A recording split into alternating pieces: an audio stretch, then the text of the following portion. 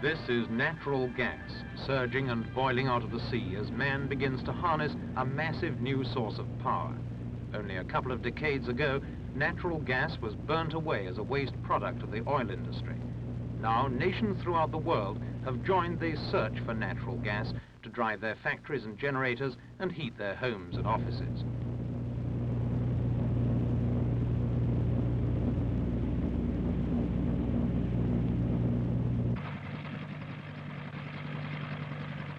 In the Soviet Union, enormous new reserves of gas and oil have been discovered in Siberia.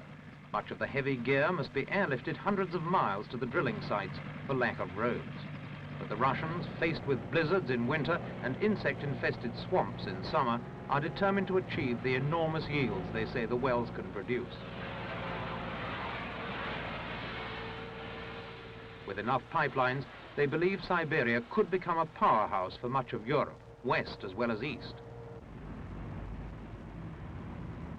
Recently, the Soviet Minister for Foreign Trade traveled to Essen, one of West Germany's major industrial cities, to sign a $1 billion contract.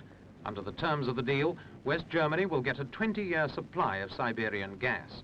In exchange, it will provide 1,240 miles of 52-inch steel tube for the pipeline. A month earlier, the Russians signed a similar deal with Italy.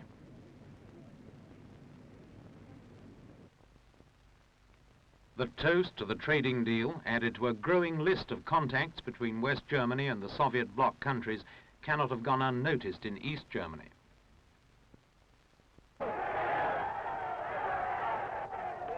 West German-Soviet relations have not always echoed to the chink of glasses.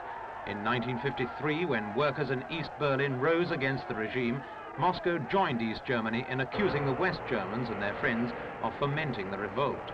The rebellion itself, sparked off by food shortages and tough production targets, was put down with the help of Soviet tanks.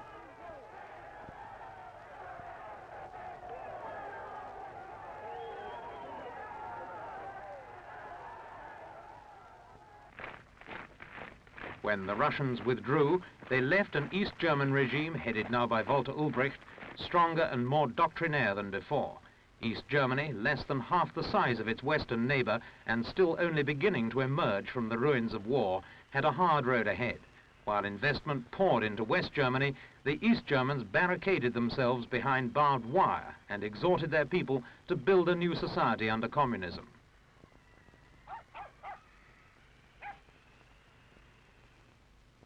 Denied free elections, many voted with their feet.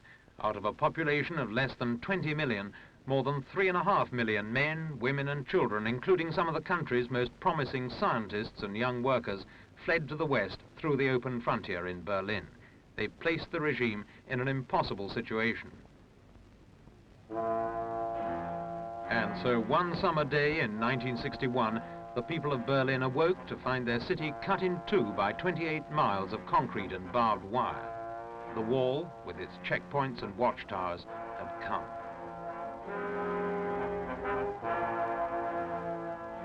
The flood of refugees slowed to a trickle, but thousands were still prepared to stake their lives on the bid to escape.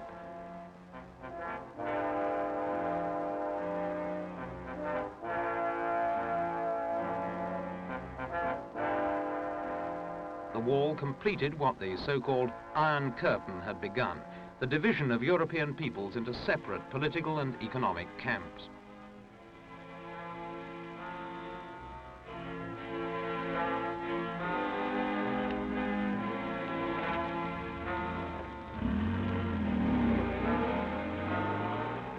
If one German wanted to visit another, he had to pass through armed guards on a military frontier.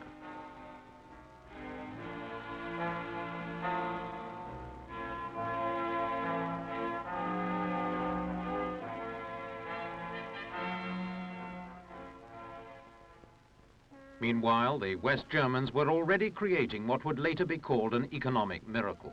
Over the ruins of the past, they built vast modern industries and the export orders rolled in. By 1958, 3 years before the wall went up, West German exports overtook those of Britain. Its currency became one of the strongest in the world.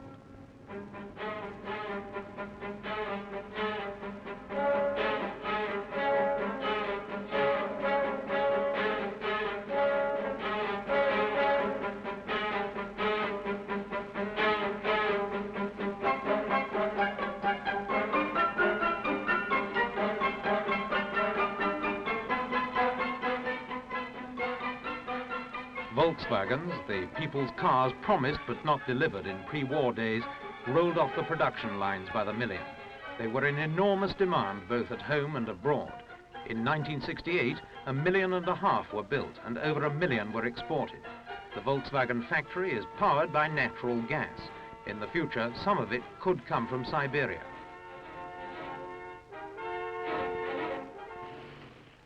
As trade boomed, the West Germans began to enjoy the benefits of being an advanced industrial society. Wages were high and the shops were full of good things. Germans, though traditionally cautious with their money, could now afford to buy good homes, good cars, holidays abroad. The post-war buildings are a spectacular symbol of the people's confidence and prosperity.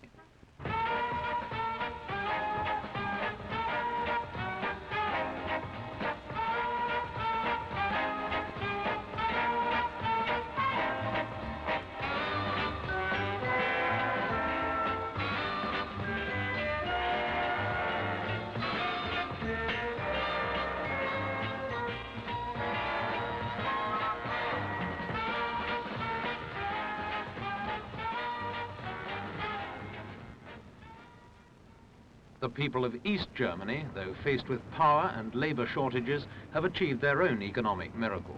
Out of post-war chaos, they have emerged as the 9th industrial power, with an output of $1,220 per head compared with $1,700 in West Germany. Though some consumer goods are available, the emphasis has been on heavy industry. East German factories now have the resources to manufacture consumer goods.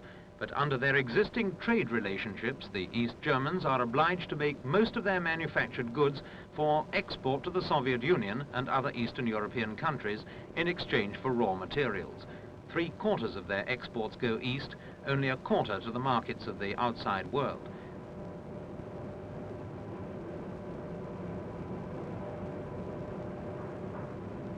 The pre-war German camera industry was divided in half by the post-war frontier. As a result, East Germany still has the means to make cameras of high quality and very advanced optical equipment.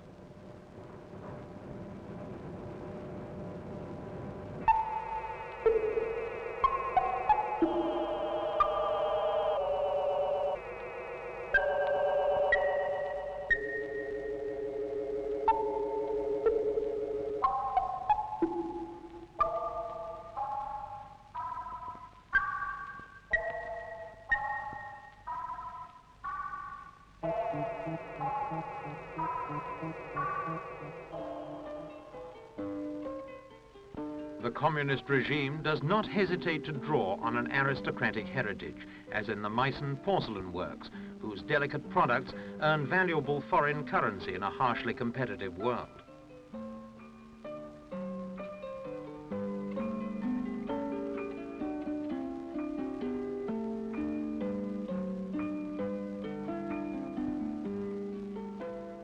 Delight in beauty and craftsmanship is universal, but the 800-mile barrier between the two Germanys cuts across all the bonds of a shared culture, a common language, the ties of kinship and family. It is a denial of true nationhood.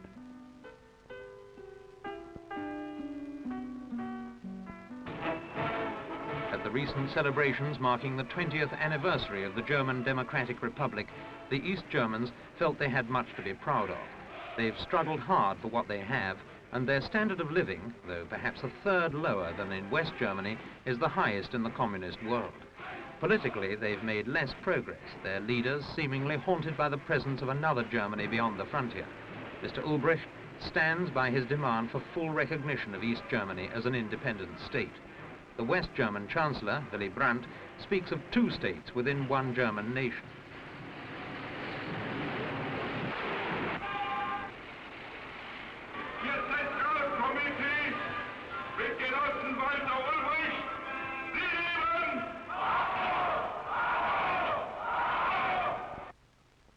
As West Germany enters a new era of economic association with the Russians and other Eastern European nations, East Germany seems increasingly isolated. To Mr. Ulbricht, it must be a bitter blow to see Soviet natural gas going to further the economic growth of West Germany.